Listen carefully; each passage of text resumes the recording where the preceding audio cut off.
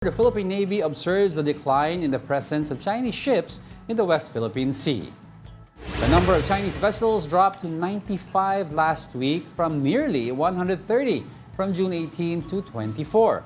A political analyst says this could be Beijing's response to the diplomatic moves of the Philippines. Just lowering the tension, but the objective is still there. Diplomacy is nice, it's a matter of persuasion, but it's also an exercise of power.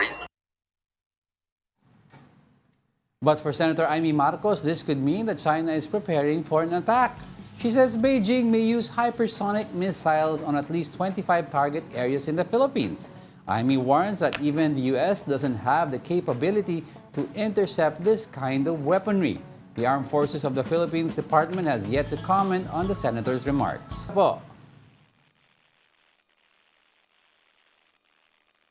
Yes, hello. Good morning. Oo, wala pa. Okay, yung linya We're trying tayo. to fix the line muna para makausap natin itong isa si Rear Admiral Roy Trinidad, Of course. ang spokesperson naman ng Philippine Navy. We want to ask the Rear Admiral possible reasons bakit nagbawas. O siguro gumanda ba loob ng Chinese fleet sa atin? Or yung sinasabi ni Senator Amy na may preparing for another Sana naman hindi. I wouldn't want that to happen. But I don't think naman China would want to go to war also, sinabi nila. Well, yesterday nga nagkaroon ng They're bilateral consultation meeting with China, And which in fact ongoing yung ngayon parang bilateral. And China is building the Silk Road, di ba?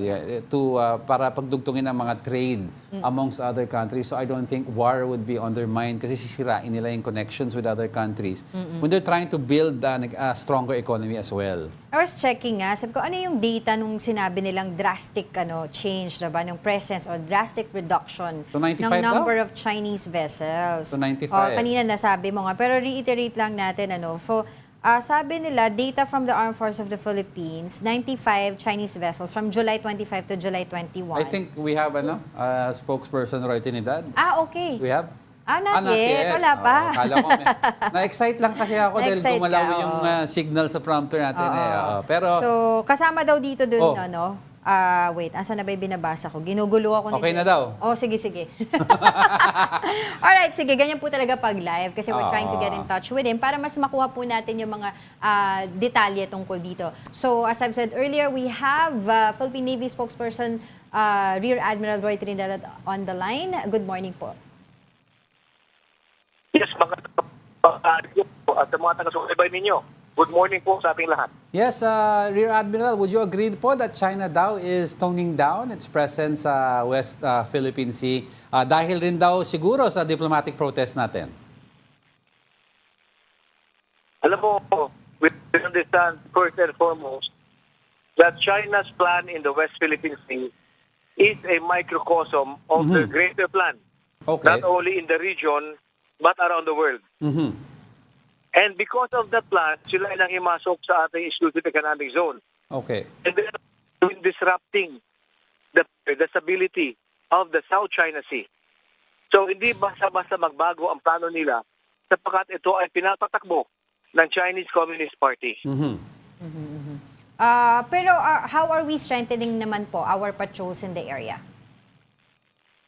Yes, alam mo, Angela, the Philippine Navy and the armed forces for that matter, to include the other government instrumentalities, the Coast Guard, the FAR, the Maritime Group of the Philippine National Police, everything that we do, with all that we have, because of the trust of this government, shifting from internal security papuntang external defense. And then yung ating Department of National Defense mentioned, the Comprehensive Archaeologic Defense Concept. The mga dapat po ating kakayanan ay umabot na sa exclusive economic zone. This has been a great challenge, mas but challenge. Alright, sir, kasi the last time that we talked about RORE mission, ito nga po yung nakapaloob na insidente noong June 17 ay hindi po naging successful.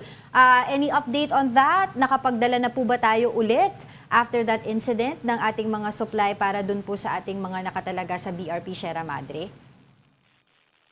Yes, alam niyo po, Angela, itong nangyari noong June 17, this was a escalation caused about by the agent of aggression of the Communist Party of China. Hindi natin inasahan to sapagkat for a long time, what we have been receiving, what we have been seeing, hindi ganito ka-aggressive.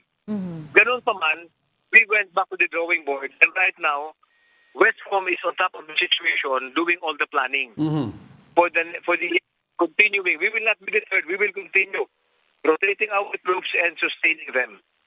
Right. Pero nakapagbigay na po ba tayo ng supply sa kanila since then?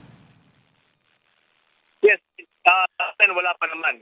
Hindi Supplies pa. are still sufficient. Ang mga tao, mataas naman sila. Right. Okay. Yes, Rear Admiral, no, Senator Amy Marcos had issued a statement that China may use hypersonic missiles po. What po is your comment on this? At may capability po ba ang China ng magpaano nga ng hypersonic missiles sa atin? Alam mo, itong ganitong kakayanan, yung mga superpowers ng mundo ito, US, China, Russia, kamakailan humahabol ang Japan, and I believe Great Britain. These are the more advanced weapon systems that world powers have or would like to have. Tayo naman, we are developing our capabilities ayon sa guidance ng ating Department of National Defense and the government itself. Yung statement naman ng ating Honorable Senator, I would like, that is beyond me, I would like to leave that to the higher headquarters to give the appropriate response to that. Okay, Right. thank you. Okay, taking this opportunity na rin po, Rear Admiral, no, to ask you regarding this na monitor po ninyo sa Philippine Navy at kayo po ay aware dito po sa pagdaan nitong Shandong monster ship. Can you tell us more about it? Sa West Philippine Sea. Yes, the Philippine Navy right now has the capability to monitor the vast expanse of our maritime domain. And kung makita natin, maintindihan natin ang South China Sea, ito yung isang exit point ng Strait of Malacca, the world's busiest strait. So, on any one day, parang EDSA yan, maraming barko sa South China Sea. We monitor our EEZ. Kasama doon yung monster ship, kasama doon yung aircraft carrier nila, kasama doon yung dumadaan sa Cebuto Passage, sa Verde Island, San Bernardino, and Balabac Strait. So we monitor this and there are already appropriate protocols that the Philippine Navy and the other government agencies implement pag may nakita mga ganitong barko, whether merchant, civilian, or military. Going back po, sir, lastly, dito po nga sa ulat natin na drastic reduction ng mga Chinese vessel dyan po sa West Philippine Sea. Meron na po ba tayong update o may mga report po ngayon na of course, nandoon pa rin po yung ilang mga presensya doon, although reducted na nga po, no? O kumbaga, nag-decrease na yung number nila. Pero may mga reports po ba tayo doon ngayon? May mga mangingisda po na harang pa rin nila? Kasi po recently, yung nga pong sumabog po na bangka po ng mga mangingisda ay naharang din po nila yung emergency response. Yes, so far naman, yung ating monitoring is on a weekly basis. And then that's what we report pag may mga press con tayo. Yung reduction naman, that is still within acceptable limits. Whether bumaba ng ganon, hindi naman ibig sabihin matutuwa tayo doon. But we monitor, we know, and we try to look for the appropriate reasons. We correlate, baka bumaba ng ganito yun. And for sure, there's a corresponding increase sa South China. Maaari sa mga issues na yan. So ito ang mga pinag-aaralan natin. And pagdating naman sa Baho de Masinloc, we are fully supportive of the Philippine Coast Guard. Sapagat sila ang primary effort. Yes. Alright, on that note, maraming salamat po ulit sa inyong oras. That was Philippine Navy spokesperson, Roy Trinidad.